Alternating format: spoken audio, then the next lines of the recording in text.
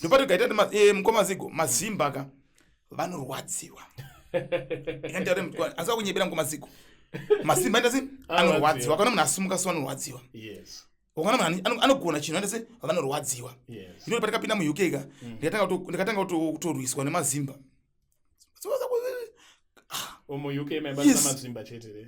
Pakazoya vanhu vakasiyana nevamwe pari murungu ane 11 years asingafambe mu UK aigara ku London nditika ndakaenda ikoko ndikamubata murungu nanhasi murungu kana achipasa kuti patestimony nanhasi namba dzake ndinadzo everything nazvo nditika ndikuera achitaura nawo ane 11 years asingafambe makumbo akastroke ndikamugadzira akafamba murungu iye anditika ndikabata afunga ku UK ndikabata vakawandisa maNigeria vamwe varungu vanhu tikabata vanhu vakawandisa nanhasi tobata vanhu vakawandisa vakasiyana siyana nditika saka nyaya iripo ndekuti mazimba ka tiri pakati pokudzikisirana avari kuna munhu anosumuka so kandi munhu anondanzi apinda usambatizai kanonzi vapinda mingende zvishekwadi here mucovid munomu ngavatsvage kuti mapepa aright here asi ndauradza stembika chitoripo chibdiro chitoripo vhiza yangu riri mupassport mangu andimapona